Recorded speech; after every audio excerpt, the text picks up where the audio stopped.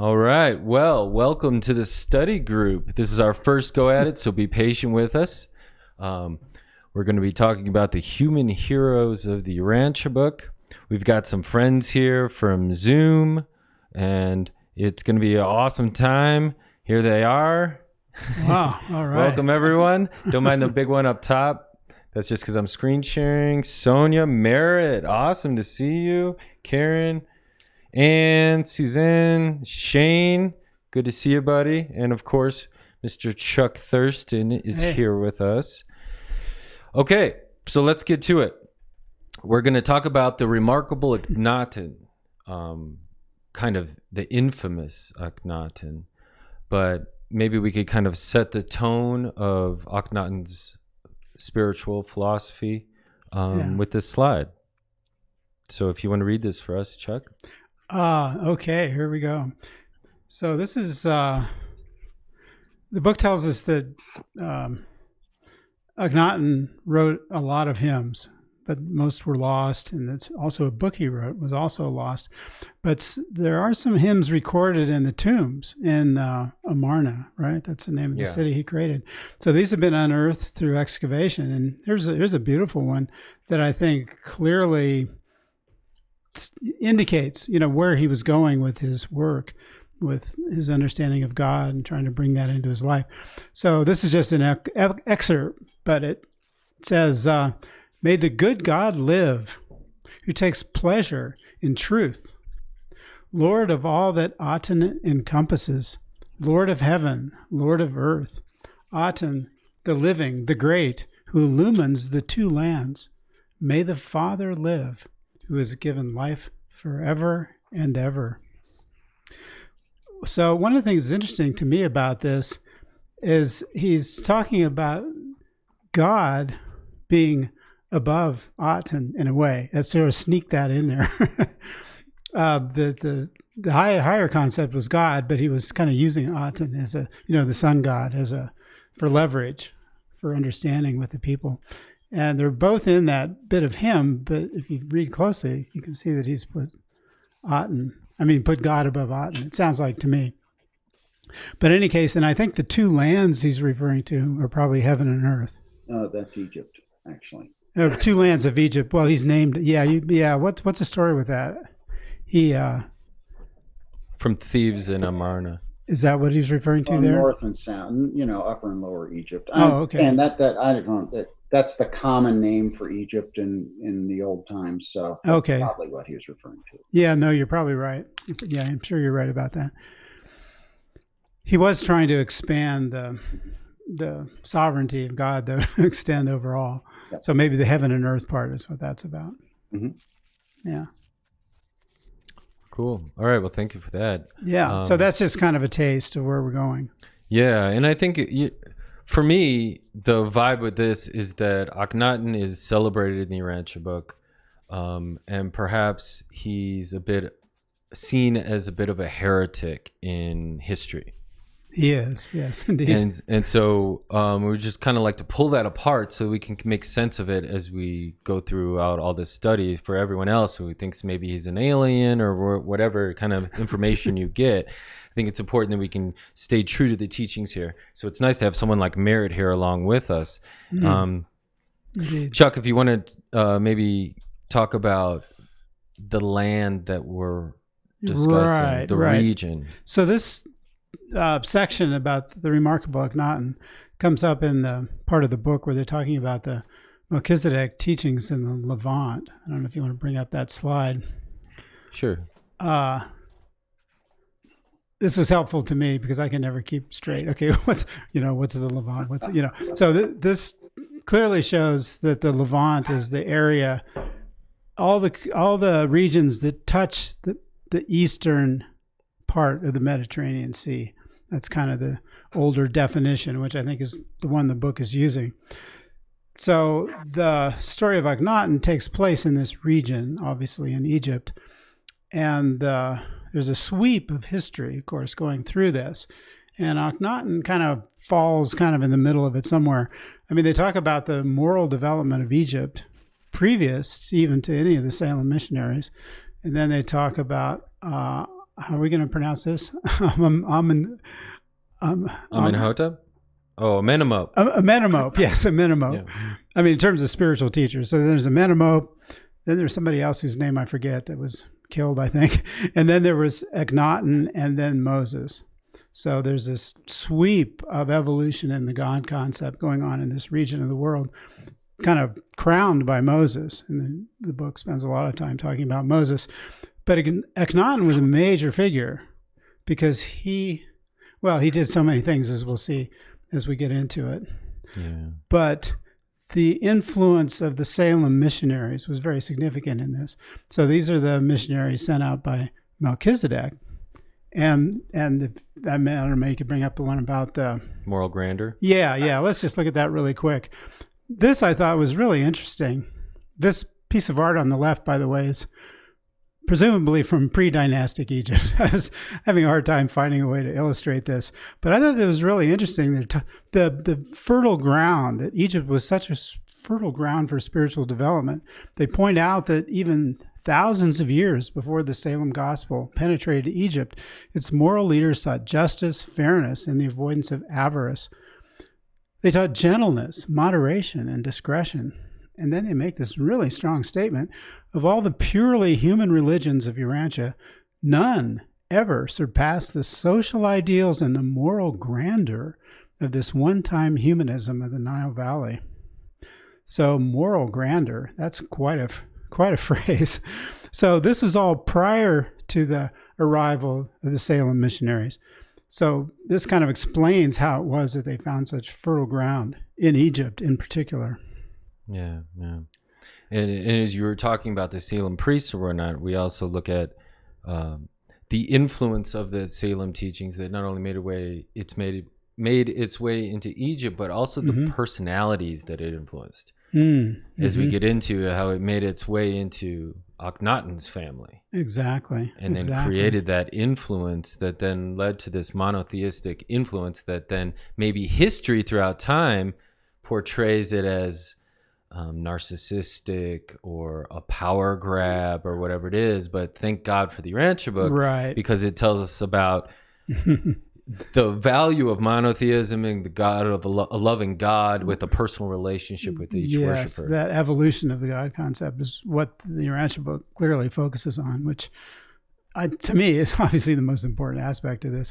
But in doing a little research on this and looking around, like Brown University is really into Amarna and Akhenaten. There's a lot of material on the archaeological sections of the Brown University's website, but they refer to Akhenaten as a heretic. The heresy of Akhenaten. That he was like, I don't know. Again, painted in, like maybe he's making progress, but it's also kind of sketchy, right? Because of course we know that everything he did was pretty much destroyed by the people who came after him. Yeah. But like Derek said, it's so happy to have this perspective from the Urantia book to put this in a more positive light in terms of what he was really about. But this there's a fascinating thing here about Amenemop is how I'm used to saying. Anyway, he was a major teacher. Maybe we'll focus on him on a different study group because a lot of his teachings are preserved in the book of Proverbs, and he kind of set the stage for Akhenaten.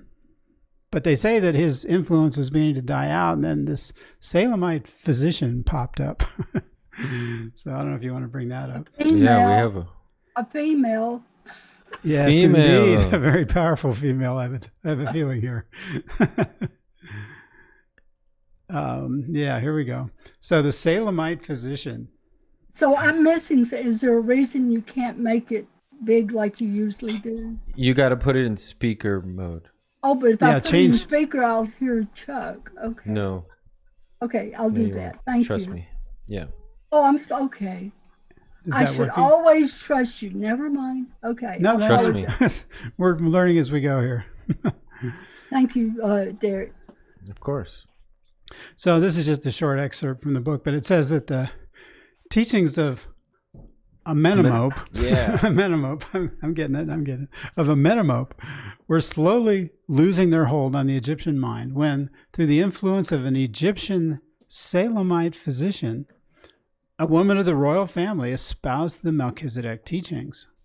This woman prevailed upon her son, Ikhnaton, Pharaoh of Egypt, to accept these doctrines of one God. So this is Ikhnaton's mother, right? Yeah. So this is the Salemite physician. So I don't what know if else? you did any research on her or that family, the lineage of the family. Yeah. What else do you know about her?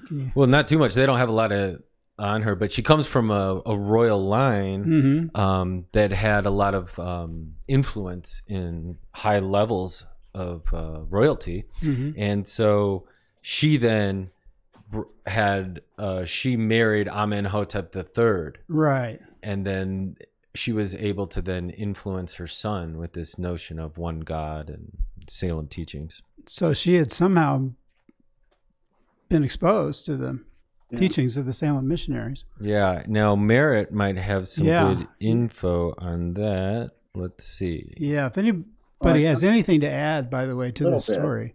A little bit. The one, I think that sentence actually means that a Salemite physician influenced a woman of the royal court rather than the Salemite physician was a woman of the royal court. That's my reading of that, but I could be wrong. We do know her name was Tia, and she was one of the primary wives of Amenhotep III. She was a co-regent in a way and very powerful all through Ikhnaton's reign. And we know her parents' names were Yua and Twa, and they apparently were foreigners. At least from what we can tell now, they were not local somehow. Right. And so his grandparents weren't. And so even though she was presumably through her father or through, I don't know how this would happen, of the royal line, there was really the sense that a foreign influence, which would be the Salemite teachings, right, had come into Egypt through her and got to her son. And that, so I can't quite square, I don't know how to square. I mean, this is still an area of really active research, so I'm not sure how that falls out, but her name was T. And so we do know her and have the record of her. Yeah. Terrific. If you could maybe just bring that slide back up for a second. Just to take a look at her. I mean, the strength of character in her face and her bearing is quite remarkable. There's mummy was actually found in her tomb. She was reverenced high enough that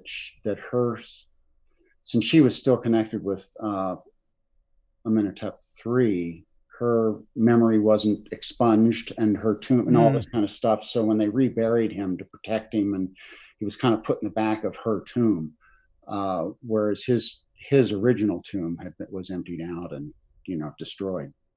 Yeah, Anne. Yeah, Mary, could I ask you? I think this position. Are you saying that your reading of it? That physician was a man who influenced a woman? I'm just trying to get that. Well, yeah, or that the physician influenced. It doesn't say that it was I don't know if the physician was a man or a woman, but that the physician influenced a woman of the royal family. Let's not go too far down the rabbit hole on that one. Okay, that's okay. That's why we... Yeah. And I take my comment back. But no, I mean, you could be right. I've just always read it that way. That's what I'm saying. And we do know a little bit about his family. I see how you could read it that way. Yeah, I could see how you could too. Yeah. I always saw it as his mother, as the physician, but nonetheless. Yeah. It's all right. Okay, so... But in any case, a woman of the royal family espoused the teachings. Right. And those teachings made its way there. And this woman prevailed upon her son. So we're talking about Akhenaten's mother, one way or another, espoused these teachings. Yeah. Okay, so one thing I want to do is just kind of see if I can pull this up for you. Hold on a second.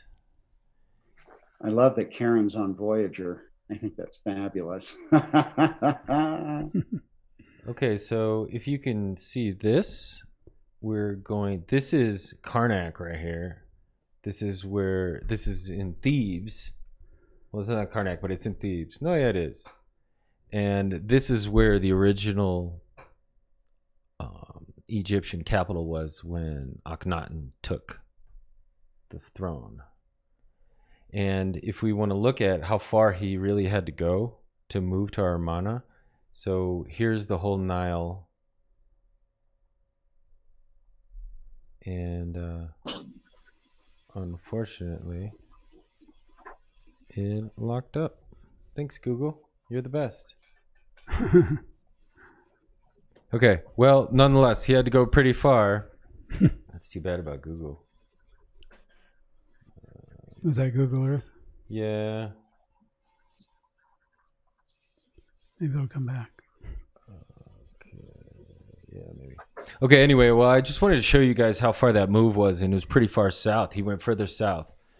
And how revolutionary that was. And I don't mean revolutionary in a violent manner. I mean it in a way that it took such confidence, but also like a belief. So when we talk about, I know a lot of our studying, we talk about faith and living faith and what it takes to step out into things where you have the trust in an overseeing protection. And here Akhenaten starts speaking of this one deity that, as the Urantia book says, he wisely used the Solar Deity as to take on this monotheistic approach. Yeah, here we go.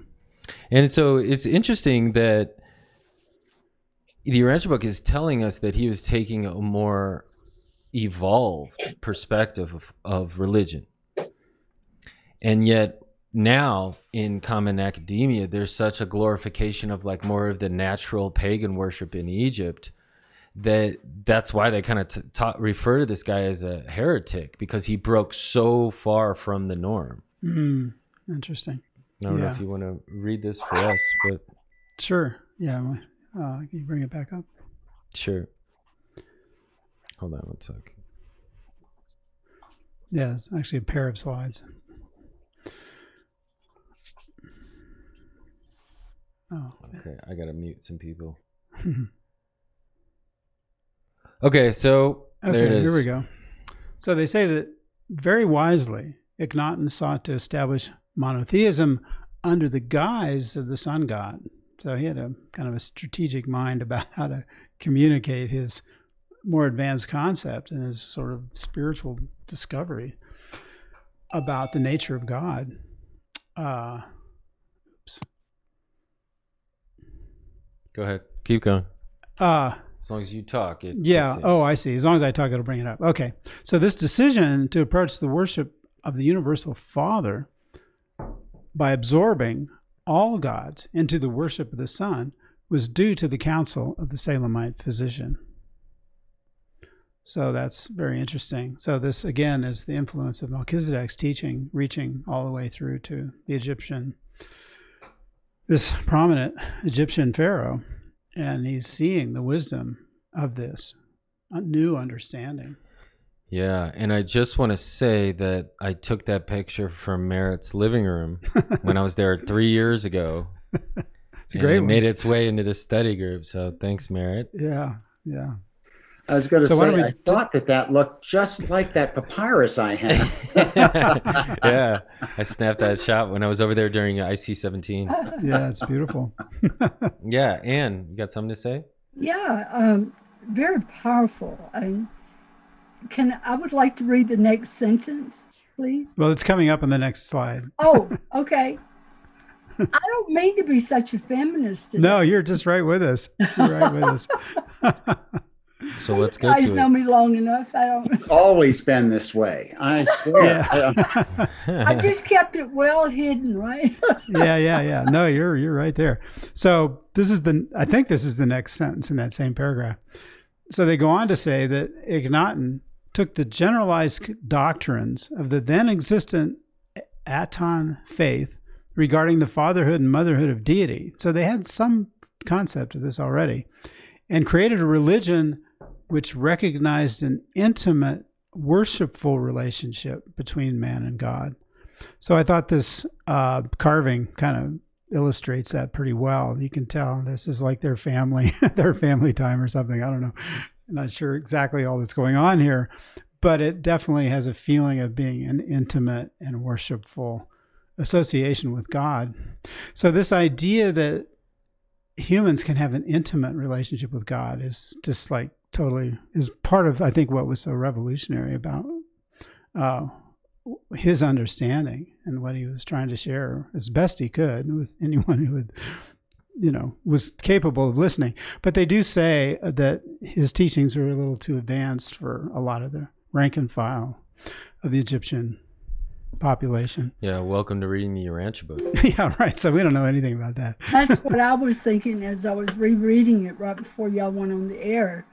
Many lessons about bringing forth the revelation to the planet. Mm-hmm. Many lessons in this. Yeah. Yes, indeed. Yeah, I can't help but relate a little bit with it, getting all the awesome advice from a loved elder woman in my life, my mother, and what it means to kind of stand on the shoulders of others, but then create something new. Mm-hmm. Mm-hmm. And that takes a lot of confidence and a lot of failure.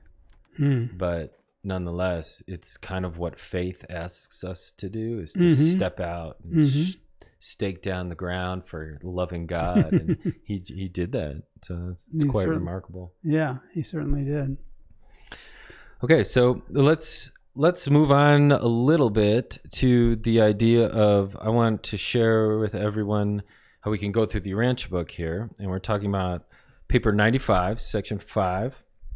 Hopefully you guys can see that somewhat. I know it's a small screen, especially if you're on a phone or whatnot. Keep it in speaker view. That'll help you.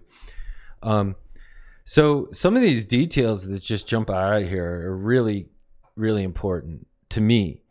And this one thing right here, 95.5, where he goes, had this man of amazingly clear vision and extraordinary singleness of purpose, had the political sagacity of Moses, he would have changed the whole history of the evolution of religion and the revelation of truth in the Occidental world. That's like really big to me, because we consider how much influence the Occidental world has in Christianity. That if Akhenaten would have had that political sagacity, social skills, the leadership skills that Moses had, then I believe it says somewhere in the Urantia book that then Jesus would have been bestowed. Yeah, there. go up to the third paragraph. Take a look at that. Maybe even read that, because that's where they make that point. 95.5.3. Moses, the greatest character between Melchizedek and Jesus, was the joint gift to the world of the Hebrew race and the Egyptian royal family. And had Akhenaten possessed the versatility and the ability of Moses, had he manifested a political genius to match his surprising religious leadership, then would Egypt have become the great monotheistic nation of that age. And if this had happened, it is barely possible that Jesus might have lived the greater portion of his mortal life in Egypt. Now, that's pretty interesting, considering that Jesus had to flee Herod in order to get to Egypt also. True. I mean, they did spend some time in Egypt as it was. Yeah. That makes you wonder when they were choosing if, who might have been, I mean, it's just speculation, but how fascinating that would have been as they were looking across Egypt of what type of parents that they would have chosen. Yeah, we can only speculate, but that's fascinating. Yeah. Twice over, I have a question. Twice over, they mentioned political sagacity. Yes. Was it, okay, what does that, how do you reflect that statement? Political sagacity. Well, they go on to talk about his greatest strength was his greatest weakness, which is that he tried to do too much too fast. And that actually, this comes up later on with the evolution of the Hebrew concept as well. But in the case of Akhenaten, he saw that the true God was the God of all nations, the God of the universe. It's not like it's just the God of Egypt, right? So that would be that was a tremendous spiritual insight, but it didn't do much for the morale on the battlefield. Right. So that's maybe part of the political sagacity aspect of it. He might have. First, can you do that? What's that? Later. Okay. What do you got, Merritt? Oh, go ahead. I was just going to say that I think there's two aspects to that, both of which they allude to in the passages there. One is the politics of dealing with the priests. That wasn't just a religious issue. The priests did, in fact, had been growing in power for a long time, and they say within, before too long, they owned a seventh of the land, and a priest, the head priest, became a pharaoh. Well, that was just, and I'm all of a sudden my math isn't working, but I think it was about 300 years later. The record of when how we know how much land the priests have is from Ramses III's funerary document kind of thing. And yes, they do mention get all those numbers. And then it was about 100 years after that, and so we're talking about 300 years roughly. But anyway, so there was that aspect in terms of the local. I mean, everything centered around the local worship of the priests, all the local economies and all that stuff. So I don't even know how he would have waded through that one, to tell you the truth. And anything like, it was just, shot through. This was a complete hit. They had to change their entire internal dynamics in order to make this work. So maybe if he hadn't tried to do that, but maybe if he hadn't tried to eliminate the priests, if he'd somehow managed to both incorporate the God concept into the concept of Amun instead of Aten, then maybe, instead of taking a marginalized deity and he clammed those things instead onto one of the major deities, that might have done it. The other part, though, and they also talk about this, was that the external political situation. It wasn't just the fact that it was hard to get the troops to fight for, when God wasn't just on their side, but this was in a very stressful time in the New Kingdom. His grandfather Thutmose III had conquered huge amounts of Syria and Palestine and all this stuff. I think it's about as big an empire as they got. They went all the way over to the Euphrates, and by the time he comes in, there's a fair amount of stress up there, because the Hittites are becoming more powerful, and there's some other, I forget who else they were. But anyway, it was becoming more and more restive. And if he had addressed himself to that, the empire could have held together. I mean, forget whether or not God was universal. He didn't address that, and there's the records in the Amarna tablet of how these governors appealing to him, please, I'm trying to defend, I need an army here. I need money. I need this, and the other thing. And he never sent it. So I think it's not just the theological, but it really is the political thing. He should have. Both. But he did not defend the empire because it wasn't of much interest to him. And so that threw the whole country into a bit of a mess. So that's an interesting, another pharaoh or two to come out of it. So I think it's still reflective of this. He wasn't politically sagacious enough to, as Merritt's saying, you lose the army, you're screwed. Yeah. So there needed to be this nationalistic pride of some sort to empower the army, even. And he had to care. He just didn't care. He was totally involved in religion, and just that the empire was just not of much interest to him, and that was not wise. Not wise, but still wise guy. He was a wise guy. I give him a lot of credit, man. Yeah. To do it that's just heroic Herculean stuff. Not to belittle whatever Moses did, because Moses, unbelievable. Well, they do make this interesting comment here about the priests. Where is it? It's in the 5th paragraph. I can just read it. It says, during his lifetime, he was able to curb the activities of the priests, whom he generally discredited. But they maintained their cults in secret and so forth, and then sprang back up again. But sagacity, it makes me think of Paul, and his willingness to compromise, his ability in forming compromises with religious interests and sects and cults that, might otherwise have been antagonistic. I'm sure Akhenaten was, I don't know, maybe didn't have a taste for that. He said he just basically discredited the priests. But maybe if he had somehow brought them on board, maybe somehow, and not forced them to set aside their power, which he apparently did. So they're saying he was able to curb the activities of the priests. So I don't know if there was a halfway point in the middle there that maybe he could. What's the lesson learned here? Yeah. Give priests a little space. Give them a little space. I'm thought of the Salemite priest Nabon who went after temple harlotry. Exactly. In Babylon. That's another one. Another example. I mean, that sounds admirable. I edited a video for child sex trafficking. Trust me, I want to see that change in my lifetime. But still, it's like what patience really means with these types of developments. You got to be. I don't know. Ann had something. Ann, what do you got? Sorry. Yeah, that's okay. He is totally my hero, like you say. And sadly, I was reading quite a bit since I saw what y'all were going to do. And what amazes me is how he is so degraded in history. He's mentally, well, some of them say he was insane. Really? Formed. I'm like, oh my word, give the guy a chance, Yeah, there was an article that I was reading from National Geographic. It was really cool. They were doing a lot of archaeological digs in Armana, and they found like different parts of destroyed statues from Akhenaten, and then other people would work on it collectively via the internet.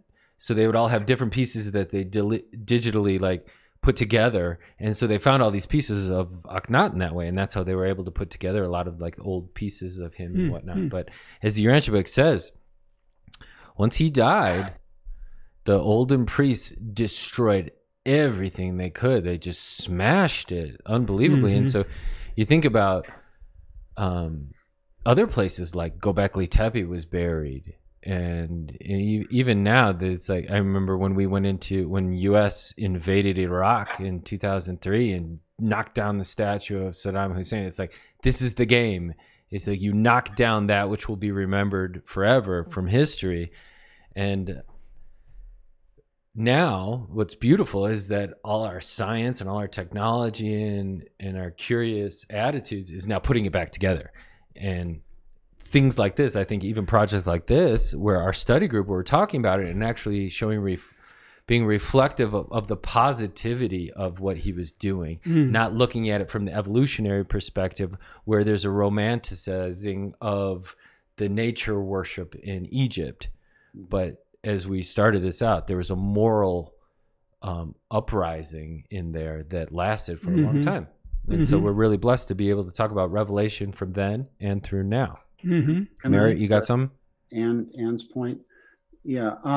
I think that it's interesting, and of course, whenever you watch academia, you see this kind of stuff. That when the opinion of Ikhnaton has moved over time.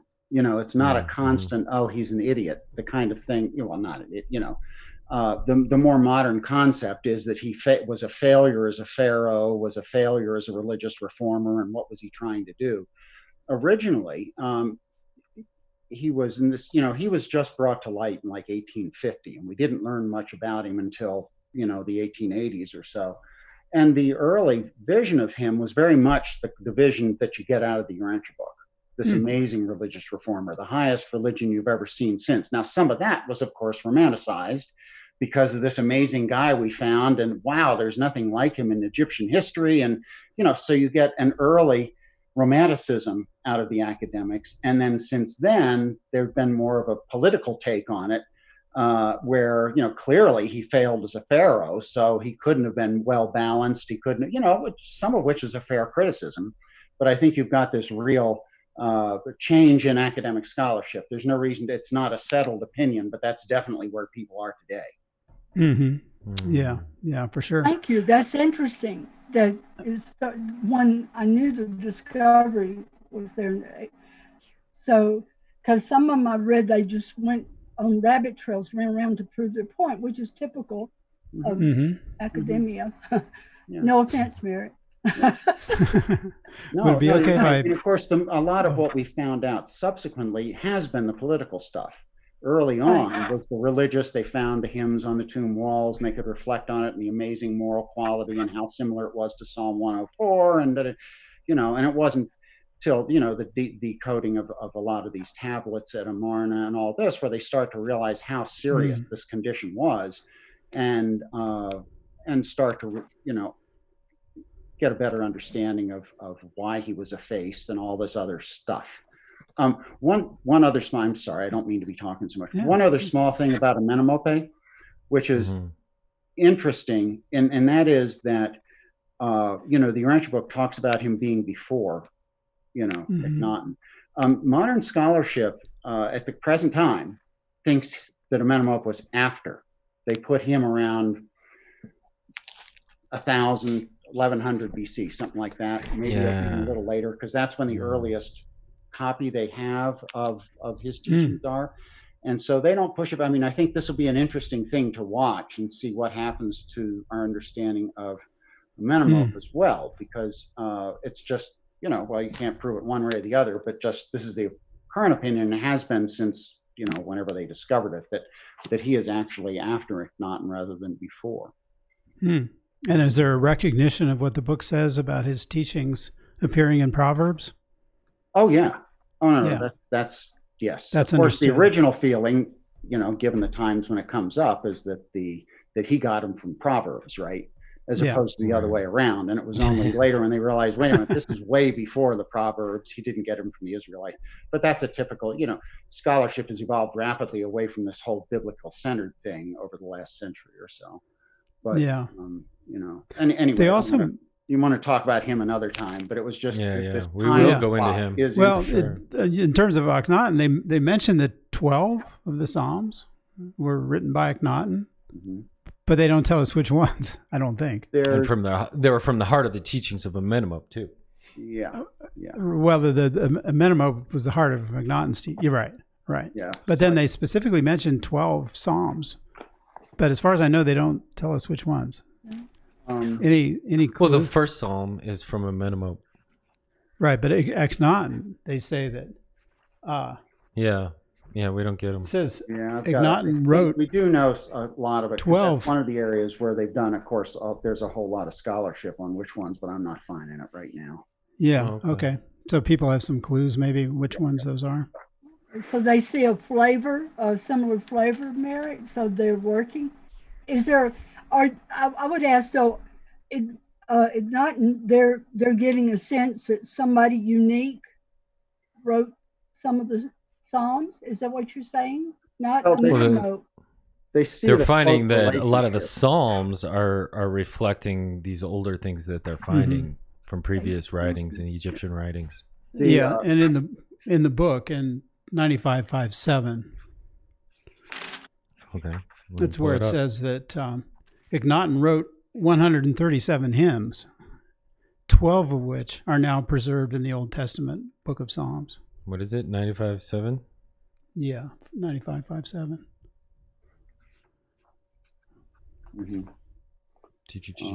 Right here. Ikhnaton also wrote 137 hymns, 12 of which are now in the Old Testament. But we only have... What's up, Robert? Good to see you. Daryl Johnson, good to see you. Awesome. Welcome. Good to be here. It's thundering and raining in Woodstock, New York. Right? Oh, really? Yeah. Yeah, we got some rain here too in Boulder. Turn things green. Yeah, our grass needed it, man. So Psalm 104 is the only one I find identified right here. Do you want to read it? Well, here's a bit of it, and this is only an extraction of it, because some of this, it's a little hard to follow how it's the same, how it's similar. But here's just 104:24 is, O Lord, how manifold are thy works. In wisdom have you made them all. The earth is full of thy riches. Ikhnaton says, how manifold are your works. They are hidden before men. O sole God, beside whom there is no other. You did create the earth according to your heart. And so, I mean, one sentence, it's hard to see, but when you go through the whole structure of this particular psalm follows very much one of his hymns that we have access to. I suspect that the other psalms that they mention, not by name in the Urantia book, we don't have those hymns is the problem. We just don't have that many, because all we have are ones that were left on some of those tombs, and that's a small fraction of what's available.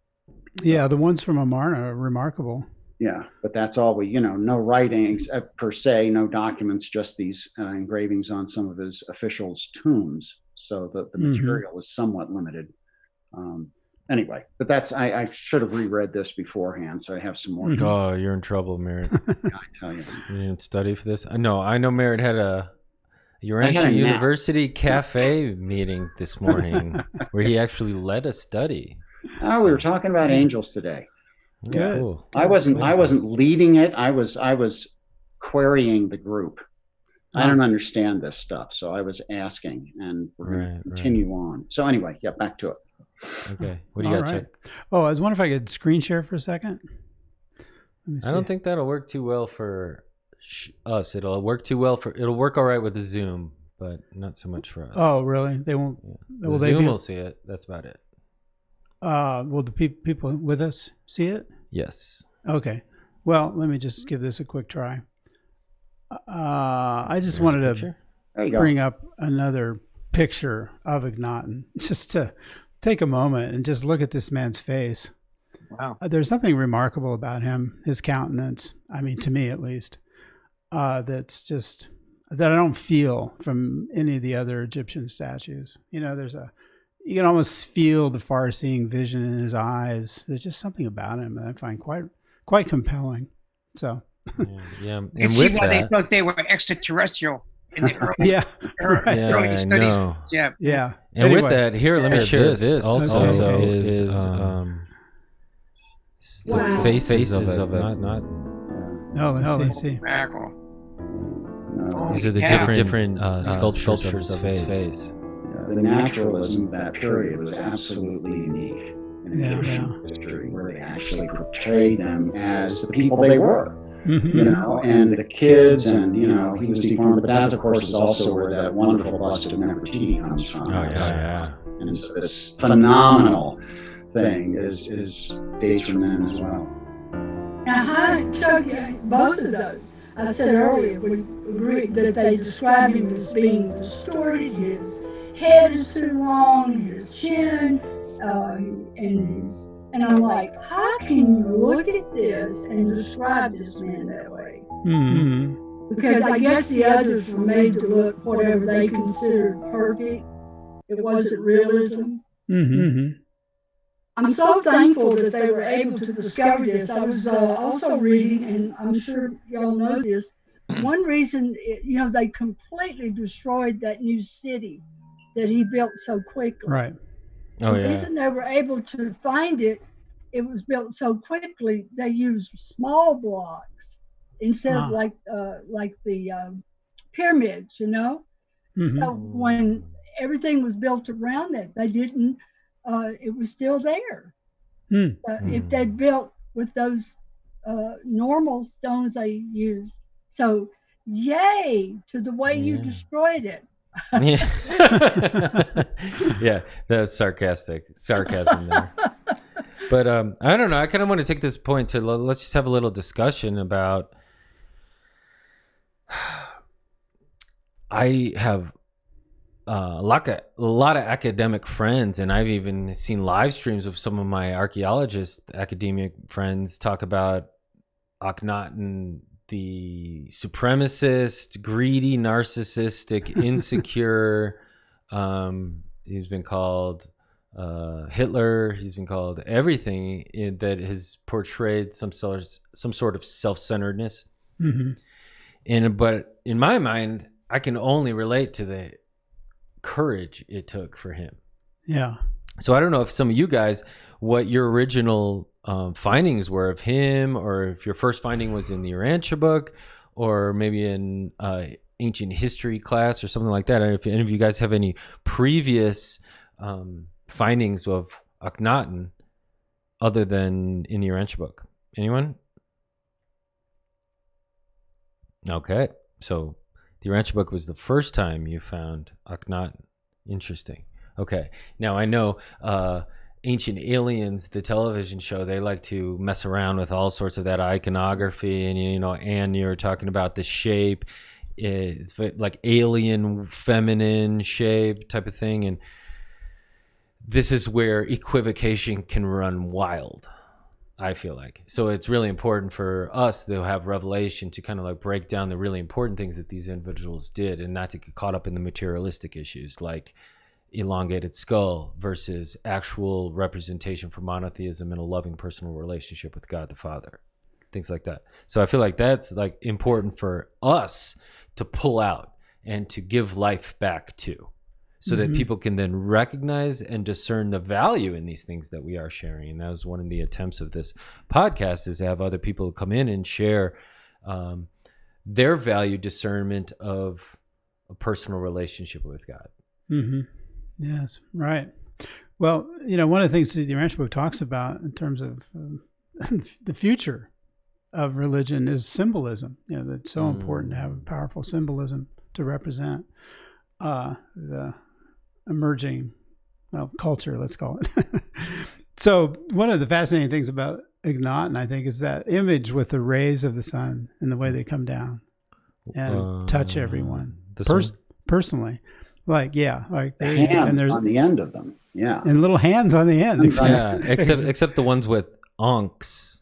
There's ankhs that are just kind of touching Nefertiti and right. And then the other slide, it's a little different and also interesting in the same way. The one, I don't know if you can bring it back up, sun? But that one. There you can see the hands really clearly. But this to me is a very powerful symbol. I don't know if this existed before Akhenaten. Merritt, I don't know. Do you know? Well, you had images of the sun disk, of course, but no, this to my knowledge, this indication of the solicitude of the gods, of reaching down to, with all the helping those hand kind of rays. Amazing modification that just changes everything, because now you don't just have a god with powers, you have a god with, who rules everything, but a God who is solicitous of people as well. These helping, loving hands coming down, and it's just really, you get this. It's almost like in I think it's Isaiah, I'm sure. Underneath of the everlasting arms, this kind of a vision of being held up in God's hands or whatever is well reflected there. That's just completely different from anything else you find before or after. I mean, the gods were remote. They acted in mythological terms. They held up the sky, this and that, but in the idea of actually reaching toward us, it's really different. Yes, indeed. I could read a little bit more from one of those hymns. Sure, that'd be cool. That kind of expresses this. Let's see. Here's a good part. It says, "You rise with beauty in the horizon of the sky, O living Aten, creator of life. When you rise in the eastern horizon, you fill every land with beauty. You are beautiful, great, gleaming, high above every land. Your rays, they embrace the lands to the limits of all that you have made." Let's see. Oh, this is great. And then it says, "You are distant, yet your rays are upon the land. You are in the faces of mankind, yet your ways are not known." So this idea of reaching across great distance with like an individual touch is kind of expressed in that hymn. It's beautiful. Beautiful. Let's see if I can get this to work. Oh, man. Yeah. Google. I had this really cool Google Maps animation all planned out for everyone, just to show you how far he really moved, and Google decided to just, go blind on us. I mean, can you just bring up a map? Oh yeah, I mean I can. Yeah, but I don't know. It's not as cool. I'm disappointed. Yeah, understandably. All right. Well, anyway, all right, non-responsive. So, I just wanted to take this moment to thank all you guys for coming, especially you, Shane and Daryl.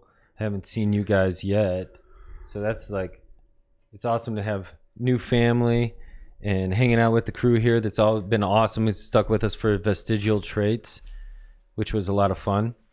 And if you guys have any suggestions for other study groups coming up, just shoot me an email or whatever. And just to touch base with everyone, this is the Human Heroes of the Urantia book.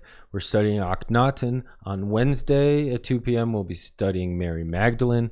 And then on Friday at 2 p.m. we'll be studying John the Baptist. So it'll be pretty cool if you guys want to invite your friends or whoever, and we can break it down. Also on Sunday at 10 a.m. we're going to live stream a Jubilee of Jubilees celebration. Right. That's Bro Josh Wilson and Diane Lebrecht. They were originally going to do it from Israel, right over the Garden of Gethsemane. And obviously you know what happened. So no traveling. But nonetheless, stick around. Should be cool. So Chuck, we got 8 minutes. Yeah, there's something else. Topic that I'd like to, that you would like to. Yeah, cover? yeah. One other detail from this story that I think is really interesting. This is 95.513 toward the end of that section, where they talk about immortality, and the author here comments that the teaching of immortality for all men was too advanced for the Egyptians. Only kings and the rich were promised a resurrection. Therefore did they so carefully embalm and preserve their bodies in tombs against the day of judgment. But the democracy of salvation and resurrection, as taught by Ikhnaton, eventually prevailed, even to the extent that the Egyptians later believed in the survival of dumb animals. Anyway, but to me, what's fascinating about that is this evolution, not only of the God concept, but an evolution of afterlife understanding, and kind of what it takes to get off the planet, so to speak, into the next stage of life in a divinely administered universe. So the fact that he had an understanding that immortality or survival is available to all, it's quite remarkable, I think. And that's something that Jesus, of course, really, really took to new heights, and was very articulate about, and very, that was kind of at the heart of his teaching, was this idea of survival. And we still struggle with that, to think of how, people think about that nowadays. How many people, even the people who think, well, maybe we can survive, the concepts are like very distorted usually. I mean, it's either reincarnation or just something happens, but I don't know what, like sitting on clouds or something. So the Urantia book is such a gift, of course, in that it gives us a very detailed and specific understanding of what that's going to look like, what we have to do to, create a soul that has eternal survival potential, value. But that Ikhnaton had some understanding of that, some realization of that, and tried to share it so long ago. I think it's just fascinating. Yeah. Can I read quickly? I know what you said. I was going out earlier. This is credited to him, and I just love it. I'm sure y'all read it. To be satisfied with the little is the greatest wisdom, and he that increaseth his riches increaseth his cares. But a contented mind is a hidden treasure, and trouble findeth it not. Amen. Mm-hmm. That's a great one. One of the things that I think about these guys, both Amenemop and Ikhnaton, is the discovery of them was so late, especially Amenemop. This is the first English versions of his stuff was like 1905, and it was real limited. The more fuller stuff was in the early 20s. I mean, he was not known. And certainly Akhenaten was not known until at all 1850, and then 1880s and stuff. You start to get the teachings, and to think, these guys aren't central to the Urantia book, but they are an essential part of the story. How did the one God concept get here? And they would not have been available for the telling until after about 1920, really, when Amenhotep's works become available in English. Prior to that, they just weren't, other than a couple of little things. So it's really interesting. It's one more of those, how active they were in taking advantage of scholarship right up to the point, and how central this kind of an idea is, leaking back all the way, of course, we know, to Babel, to Sumer and all through the Salemite, So it really helps to tie this history together. And that, even though they're just a few paragraphs in the book, they're really important. Yeah. That's really interesting. It's just these paragraphs that you can just unfold for a lifetime, and as society is still unfolding and trying to figure it out. And that's one of the challenges too, is that when you're gifted revelation, you kind of like waiting for society to catch up, and that poses all sorts of other challenges for the individual who's exposed to revelation, as you see Akhenaten here. Yeah, right. Well, and it also shows how important these key individuals are, in bridging across time with these sort of culturally held concepts, and how quickly they can be lost if they're not maintained and advanced. So here we have like 4 or 5 very key people. It's like the frog. If the frog hadn't made it that day, things would have been different. The same with each of these people. Without them, man, without TA, without Akhenaten, without Salem. You want to read that paragraph you were pointing out earlier about how they killed everybody? Where was that? Which part? They killed everybody. Well, they're the priests. Oh, when it was done? After he died? No. One of them they did this, the other one they did that. And then with where was that? Shoot. It was what was his name? Obak? Yeah, I never heard of him. Obak. I never Something heard like of him. Merit, you know what I'm talking about? Obak? Obak? Yeah, but Oban and Oban, they murdered him. One of them they killed at neither thing. I think that was. That was in this. Yeah, maybe it's in Babylonia. Where they're talking about the later Salemite priest teachers. I think I'm trying to remember of what they. Karen, you got some? Looks like you're ready to say something. Maybe she's got it. No. Okay. Well, we were hoping you were. Shane, how you feel about all this, man? It's good to have you over here. Good, bud. This is great. Good. Well, welcome to the family, man. Always welcome. Everyone here is so... I know you all personally, so I'm really blessed to get to hang out with y'all. This is great. And, a contented mind is a hidden treasure. Remember that. Look at you. Right there. Robert kind of looks like Akhenaten. Well, cool, man. All right. Any parting words, Chuck? Because we're at the time. Time to go. Well, just thank you to everyone for joining us. It's been a lot of fun. Thank you, Merritt. Yeah, thanks for coming in, Merritt. Man. Sharing your knowledge. It's awesome. Thank you, man. Oh, it's just absolutely. Yeah. So much Does to that learn mean about all you're this. gonna come back, Merritt? Is that what? I don't know. It better be interesting. I mean, I come back. Derek knows that. He'll be talking, and I'll just get up and leave the room if it's not. Well, Chuck and Derek are always interesting. So Well, we try. Yeah. Thanks, bro. And feel free to invite your fellow Urantia University scholars, because especially it'd be nice to have more feminine representation as we go into Mary Magdalene and stuff like that. Yeah, Send out the email. I hadn't heard about it until today. I will. I'm just trying to do a little viral marketing here and see if I can't generate some real grassroots stuff instead of tapping the well over and over. Cool. All right. Well, God bless everyone. I mean it. I'm in a good mood, and I hope that everybody else is. I feel so blessed and just touched. Okay, and you're going to send us a link to the Sunday morning Jubilee? Yes, ma'am. I promise. Okay. Okay. So, everyone? Looking forward to Wednesday. Mary Magdalene. Wednesday, Mary 2 p.m. Magdalene. Yeah, Mary Magdalene. Yes, we got a full week. I'll try to pull in the Spirit of Truth podcast. Go, too. Mary. Yeah, go, Mary. Yes, indeed. She's She's another remarkable character. Yeah, absolutely. Thanks, everyone. Yeah, Great to thank be you. here. Yeah, We'll see thanks, you you guys. Wednesday. God bless. God, be peaceful. Bye. Nice. Bye-bye. Bye Thank all. you. All right.